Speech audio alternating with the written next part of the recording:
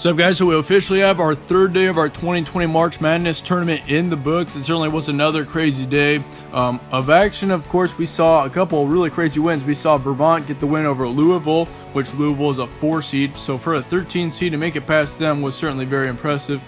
We also saw another really crazy win. We saw Michigan get a blowout win over Utah State. That was a huge surprise. We also saw Kentucky get a win over Liberty. West Virginia beat Rutgers.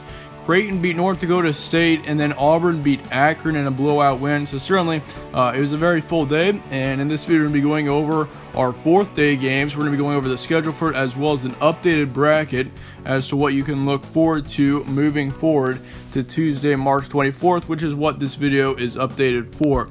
Starting off with our bracket, we're going to be going over our entire updated bracket here, and of course Baylor and USC are going to be going head to head. Both those teams played each other. Both those teams will play each other in the second round. We saw Baylor get the win a couple days ago, same as USC. Both teams got the win, I believe, on Saturday.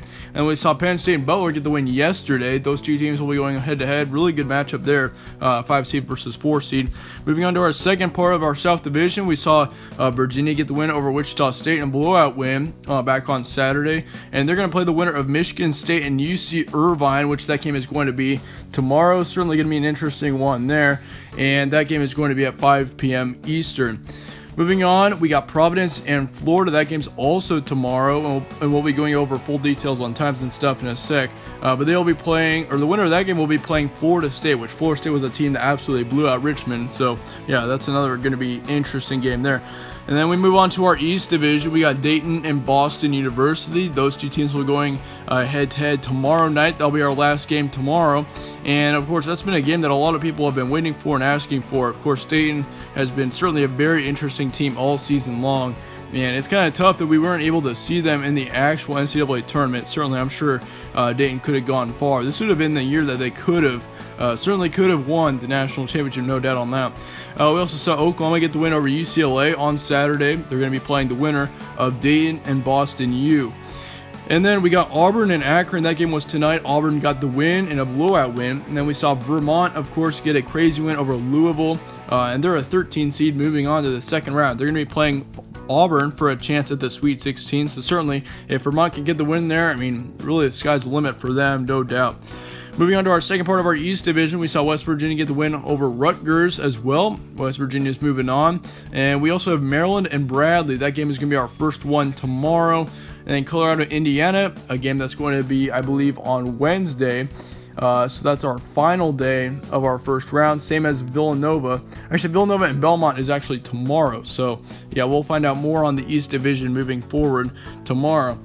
Going on to our Midwest Division, we got Kansas and Prairie View A&M. They're going to be going head-to-head on Wednesday. And then we saw Arizona, of course, get the win over LSU on Saturday night.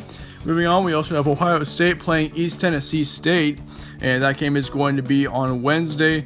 And the winner of that game will face Kentucky. Of course, Kentucky today beat Liberty, so that certainly was a very impressive win there. Moving on to our second part of our Midwest Division, we have the entire bracket filled out here. We got Illinois, of course. They got the win over Cincinnati last night. And then we got Duke, who won earlier today.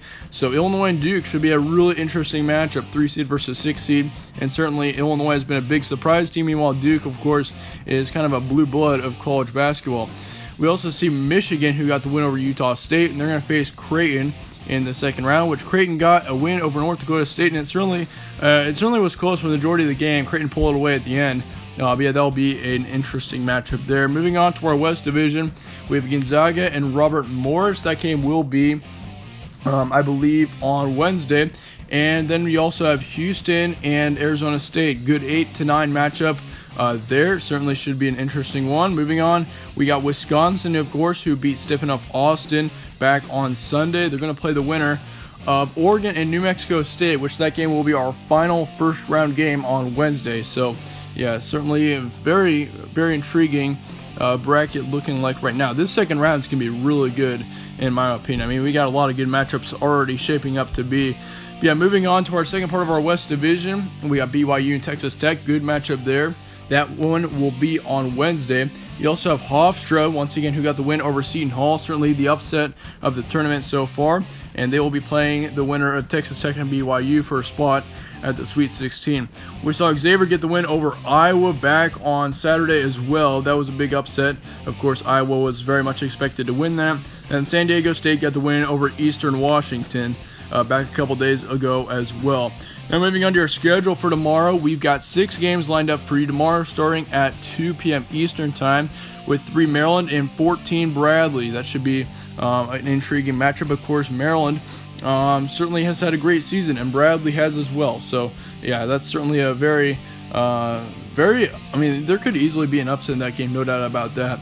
You also got Gonzaga and Robert Morris going on at 3:30. You got Michigan State and UC Irvine at 5. You got Villanova and Belmont at 6:30. That's a game a lot of people have been asking for. We also see Providence and Florida going head-to-head at 8. And then to finish off the day, we got Dayton and Boston U at 9:30. So nonetheless, that about wraps up this video. Actually, we got to go over our schedule again, our tournament schedule. This is kind of what you can expect. And, of course, this has changed a lot over the last few days. But, yeah, the round of 64 is going to keep going until Wednesday, round of 32.